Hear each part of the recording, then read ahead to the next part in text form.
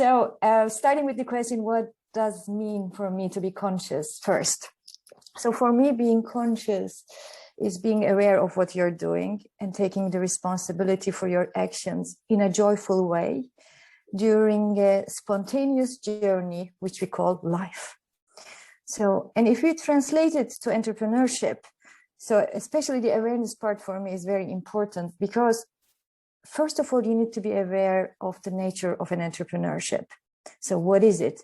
To be an entrepreneur means you are in the territory of the unknown. So yes, you have a vision at the beginning, yeah, a purpose. You have a vision how the world would like if I will be successful with my endeavor. And it's usually your purpose, and it's very important. But the rest is unknown. So we can't predict the future. So we don't know what's going to happen. So the only thing we can do to make our best guest, next best guest. So it is like a trial and error game for me. So you do a step and then you look, was it good? Was it bad? Or was it normal? So if you think it is good, you continue. If you think it was bad, or you look around, you calibrate yourself, and you make another step. So every day you do this in the unknown. So you have no idea what's going to end up, where you're going to end up. And you take the responsibility, not only for yourself, but also if you're not a solo entrepreneur and you have a company, for your employees, for your customers, if you have investors, for your investors, and last but not least, for the planet, because you are doing it. You are taking the steps, and it's responsibility to take care of all the stakeholders you have around. And then you have to stick to it. You have to stick to it until you hit it. And it takes a long time. And funny enough, at the end, you don't know if it's going to be successful or not. So it's like a game. Sometimes you win, sometimes you lose. So if you want to have a fixed win, maybe you should stay in the professional life, because at least at the end of the month, you get your paycheck. So, I mean, of course, professional life has also its own problems and challenges, but today our topic is more entrepreneurship. So I think it's very important, first of all, to understand the nature of it. So you will be swimming in the unknown for a very long time, and you have to stick. You have to stay there. So, and how you experience this long journey, in my view, is totally up to your level of your ability. Keep your attention in line with your intention, to keep your beginner's mind when things started to get complicated, and your own awareness about your own thinking, what success means to you. I think it's three things: that your attention is in line with your intention, that you have the beginner's mind every day you wake up for this unknown, and you understand your own thinking, especially about success, what success means to you. So at the beginning, when we set up our company, we definitely knew what we were doing. So we were in this beginner's mind. So everything was very exciting. It was late 19s. We wanted to create a tech company. We just wanted to send emails. That was it, with the pictures on it. So it was a very small idea, but we were so enthusiastic about this idea. And we were coming together every night in our kitchen. So we didn't have a garage like in United States. So we have the kitchen. So we were sitting in our kitchen hours, designing the product. It was such a joyful journey. We worked very hard. I mean, we were professionals. We were working during the day. And then at night, we were spending time till 2, 3 o'clock working about this project. But it was kind of fun. So every day we were waking up with a full of energy. So we were very deep listeners. We were 3 partners, and we were trying to understand to each other. We were listening to each other in a very deep sense, and everything was joyful. And that brought us success. So we got a big company, a very successful company, multi-billion company. But the problem started when we had the success. So at the beginning, we had this beginner's mind. But then everything changed. The fear came to our door. The fear of losing the money. the fear losing the status, the fear losing the control about the company. So everything started to change. And then another problem appeared. Because we were so successful, we thought we are knowing everything. So not no one except us. We know what is true. So which closed all the doors for new opportunities and for new endeavors. So, and yes, the company, if you look from the outside, was very successful, multi-billion company. But if you think we were one of the first email marketing companies on the planet, we could have been a global company, not multi-million, but multi-billion. But we forget what our intention was. Our intention was at the beginning to create something very nice for the people and for us. So we weren't caring if we were making money. It was the 19th, for Christ's sake. We didn't know that we can get millions for our company. So money for us was not so important. The important thing was to create this. So we didn't have the pressure, we didn't have the fear. So if I look back, what are the enemies of the consciousness and of this great state of mind is for me usually fear, pressure, discouragement, which comes from outside, and self-praise, ungrounded self-praise, which exceeds your own capabilities, professional, especially professional capabilities. I think these are really the enemies of being a conscious entrepreneurship.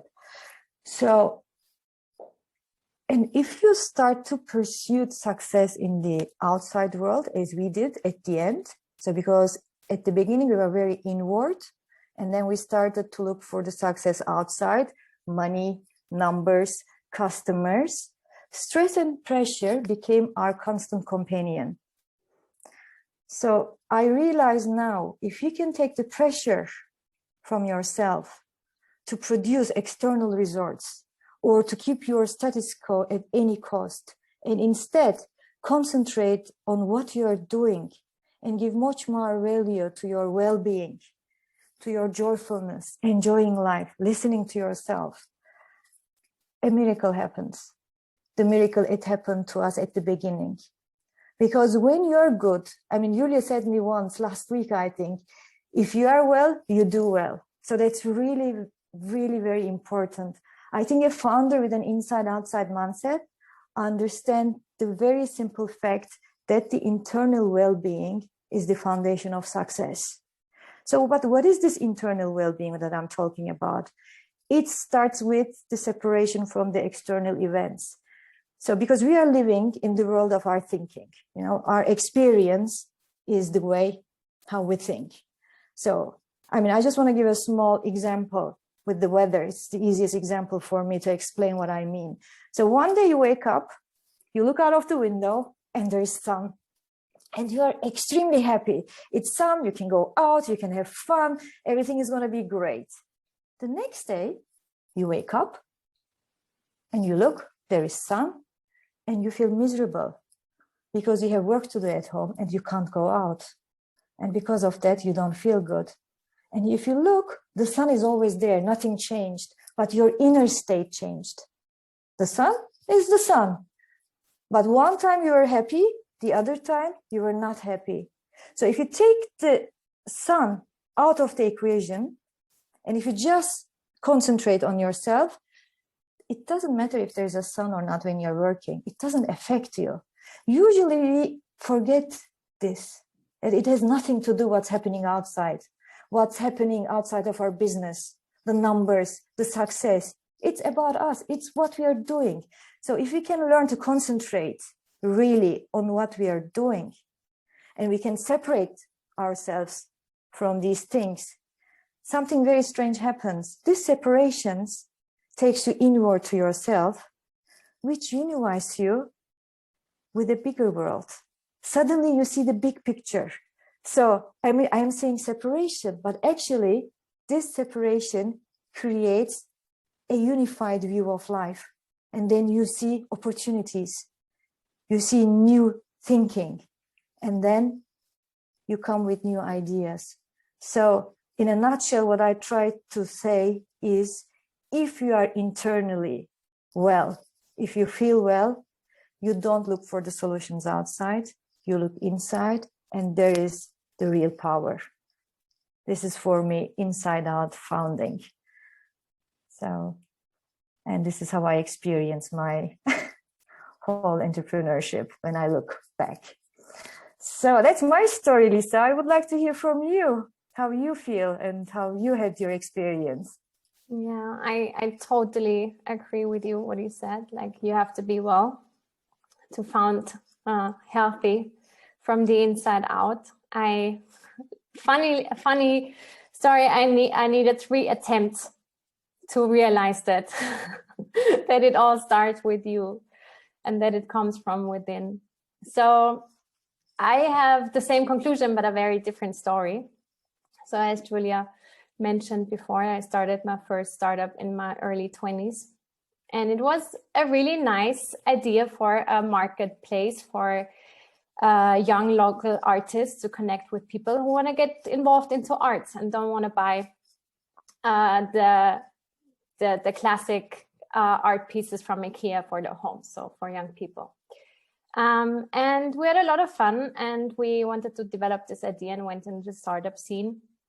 And then we made a quite of a destructive experience there, because we realized that there in the startup scene, there is only one way to build a business. And the ideal is to reach the unicorn, or the idealism of the unicorn, which we could have never reached. And due to a lack of consciousness from my side, I put into that pressure, and yeah, which led to the point that the startup failed and we gave it up.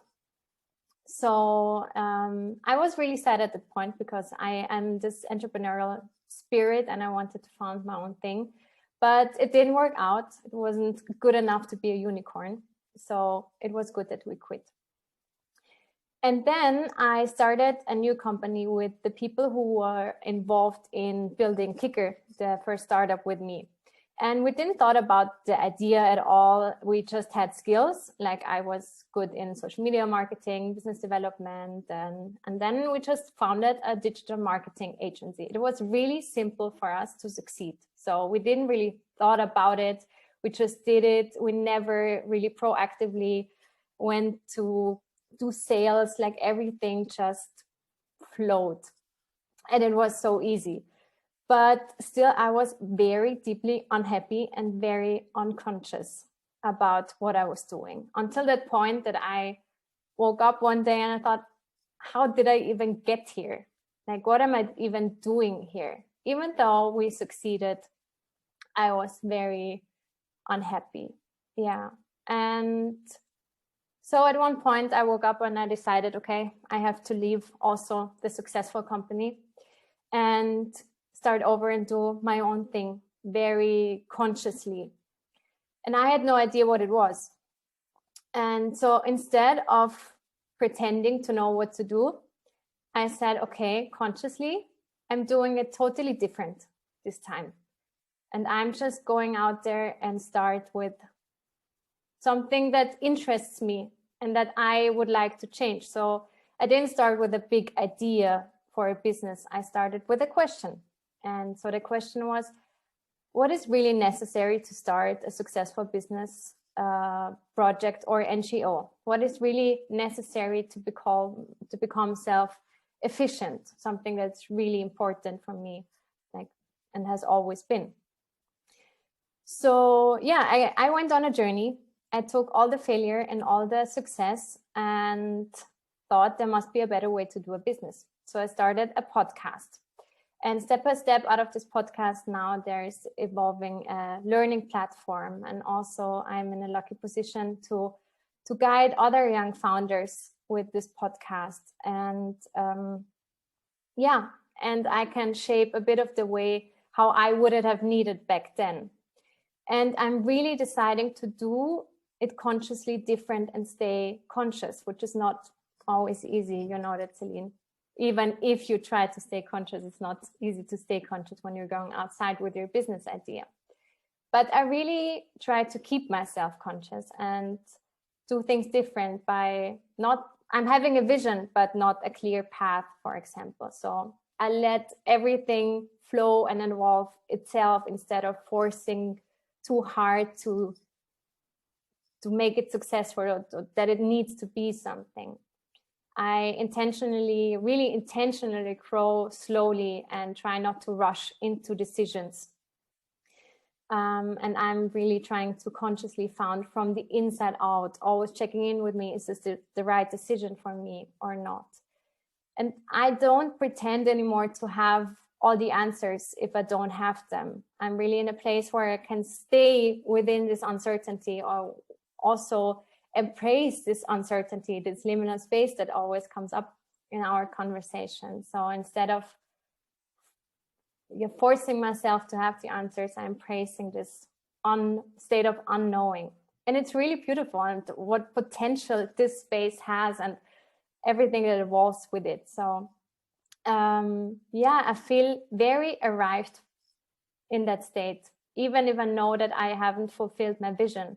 So, and this is really what gives me the certainty that I'm consciously building something I really enjoy, because this is also a point. I enjoy it very much for the first time, this is the third time now, even though I don't have all the answers. So maybe that's why. But this is also what conscious entrepreneurship means for me. So being aware of my own actions, of my strategy, of my thoughts, my behavior, my desires, and doing things consciously because it's fulfilling and supporting my vision and my inner desires, instead of trying to build a business like the outer world wants me to build a business.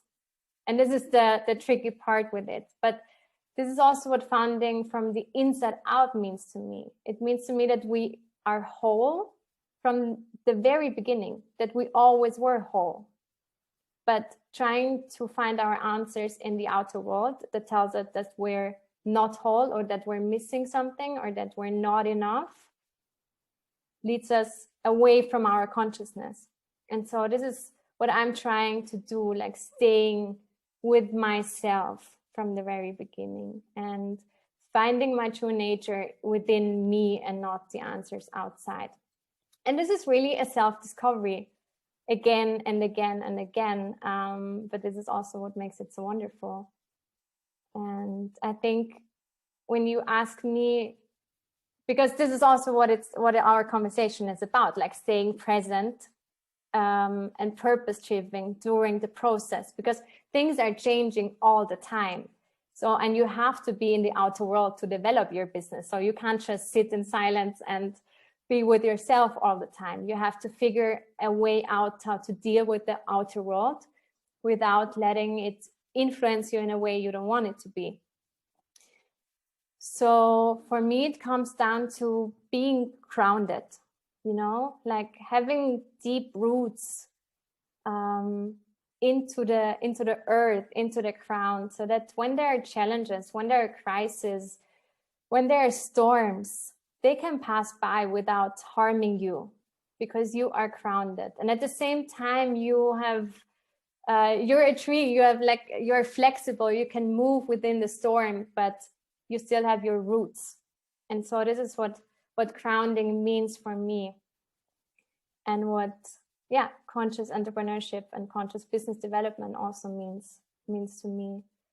And Selin, I know you are also a mindfulness teacher, and you bring this mindfulness practices to the people and founders and startups you're working with. So what is your way to stay present and purpose-driven? Yes, mindfulness is really, and thank you, Lisa, it was really nice. I mean, I made a lot of notes, especially the dancing between the real facts of life and the inner peace. And I think it's something very important to understand. I mean, to make a definition of success for ourselves. So it is, yes, there is an achievement, but on the other hand, there is an inner peace, what we need to be successful. So it is a good balance, a dance between peace of mind and achievement. So a little bit of action and also a little bit of a peace. And if you can do the dance like Tai Chi, as we heard in the Taoist leader. So if there are people who didn't watch Taoist leader video, it is on the website. You should definitely take a look, because it gives a lot of interesting insight about how you can do the dance between your inner world and the outer world. It's really amazing. So I get a lot of inspiration from that video. And for me, it is really very important, as I said before, my inner well-being. And because if I well, I can do well.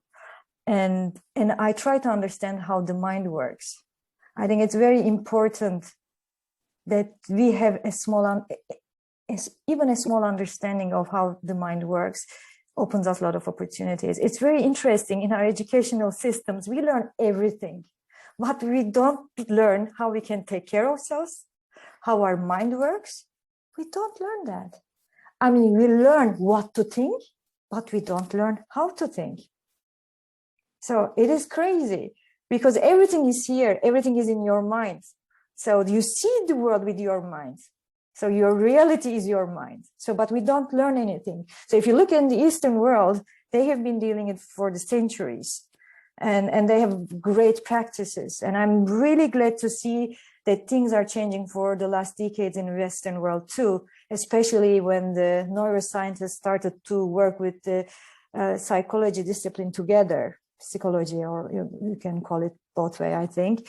So interesting things are coming out, and slowly people understand that it's very important that you can take care of yourselves. But what it is, I mean, for me, it always starts with the mind. So there are three aspects for me. The first one is to have a clear mind. So for the all virtues of our mind, I mean, it's an amazing thing. So when I say mind, I also include the brain. There's always a discussion, what is a mind, what is a brain? At the end of the day, brain is the hardware, the mind is the software, and they belong together. So I will call it mind, so it could be easy. So the mind is an amazing thing that we have. But if we don't know how to use it, it might work against us instead of for us. So we should try to understand how the mind works. And it starts for me to learn how to can clear your mind, because the thoughts are everywhere. You know, we can't have a control of our thoughts. Let's make a small test. I give you 15 seconds, okay? And in 15 seconds, I have to find my watch. Okay, I have the watch, we sit. In the 15 minutes, can you please count how many thoughts you had in your mind? Okay, it starts.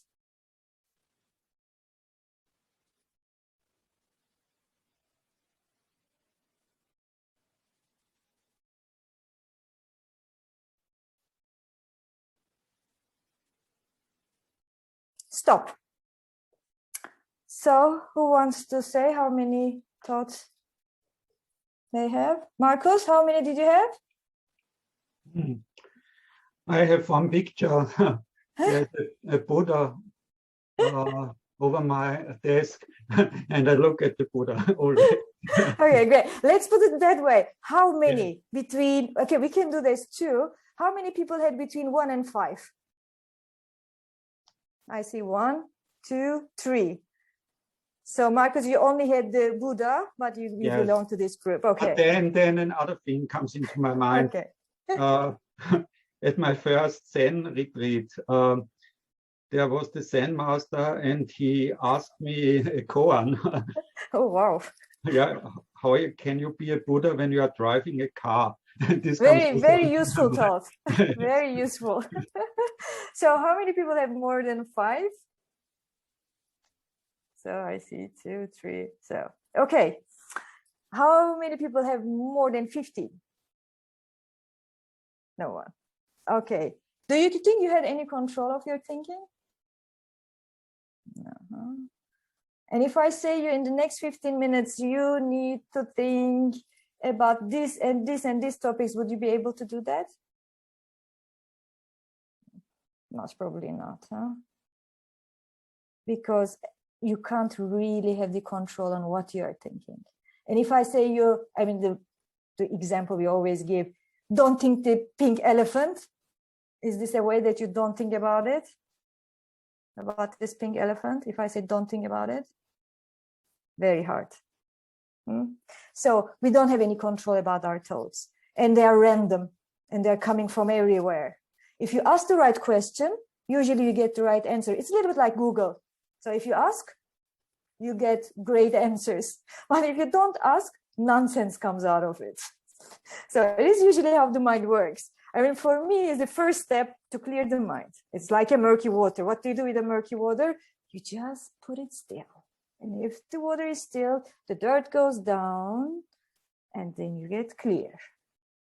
And what happens when it gets clear?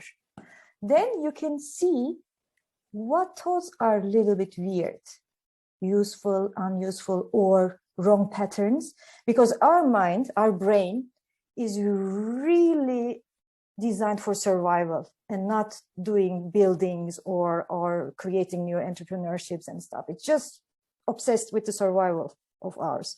So that's why it always gives us some shortcuts. So we don't use our lovely brain for the things that we want to use. So what makes these shortcuts? Creates wrong patterns in our thinking. For example, 2 weeks ago, I was driving with my husband and I saw the windmills on the way. And suddenly 3 of them were gray. And I said, look, husband, some of them are gray, dark gray. I've never seen dark gray windmills. I said, yeah, I also never saw them before. And then we entered, they were all white. It was only because of a couple of clouds upstairs, the shadow was coming and they were looking gray. So, I mean, the eyes, as you know, is the extension of the brain. So, I mean, like our eyes are also our thinking sometimes see the things wrong, our mind. So when you're clear, you can see these things in your thinking. And then after that, maybe you can start to play with them a little bit. And what can you do with your inner state? So before this, we thought maybe we'll do a small exercise about to see this, how the work works and how the mindfulness practice is working. But it's a long one. So I thought I'm not going to do the practice, but I can show you how you can observe these thinkings. Because there is a thinking mind, you know, because you were thinking when I said in these 15 minutes, but there's also another mind, if we can call it, which can see it. And you could say, oh, I had 5 thoughts. I have 10 one. So there is a thinking mind and there is an observing mind. So now we will try to shift to the observing mind, which is the basis of mindfulnesses, and try to see the thoughts and what can we do with these thoughts. So it's a very, very small practice. It's going to take 2 minutes. And maybe we will have a little bit of understanding how we can come a little bit more of a clear mind. We are not talking about not thinking of anything. It's not possible. We will be always thinking, but it is possible to observe our thinking. And while you observe your thinking, if your attention is in your body, which is in most cases, I mean, there are Ernst here among us. He knows much better than me about meditation. So it is very hard to talk when you're here, Ernest. So I'm only talking about mindfulness, which is the beginning of the meditation, really. It's the first step. It's only about observation on your own feelings. That's it, in a non-judgmental way and in a kind way. So I will now try to show you how it might work for you. So because it is something that you can do anywhere, every time, it's very practical. So if you're ready and if you want to join me, so we were going to close our eyes for 1 minute. Okay, I will say we can start now. So I will tell how the story goes when we do mindfulness practice. So we try to observe our thinkings, and how we can do it. Usually we observe our body and our breathing, because our breathing is always there. It never goes. So it is a good anchor. So if we can put our attention to our breathing, it is possible for us to stay in us. So let's see if we can do it. So we breathe in and out. in a normal way, normal, just observing the breathing. Of course, our thoughts might go to somewhere. It's okay, it can go, but you can try to take it back in a very gentle way, very gentle. But sometimes it is not possible. For example, a bee is coming into the room. We are breathing, but there is a bee.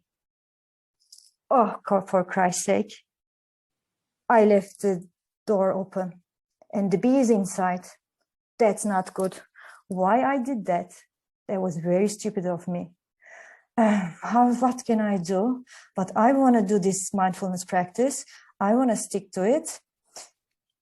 Oh my God. That's an option. Now we will see another option. Oh, there is a bee. Oh, I left the door open. It's buzzing. And I try to concentrate to my breathing. Breathe in, breathe out. Breathe in, breathe out. Oh, the bee is gone. I can continue. Breathe in, breathe out. Just observing. And if the mind goes somewhere, it's okay. You can take it gently back. And you can observe your breathing. So now you can take your attention from your breathing to your body again. Just to see the sensations in your body. And when you're ready, you can open your mind. Eyes.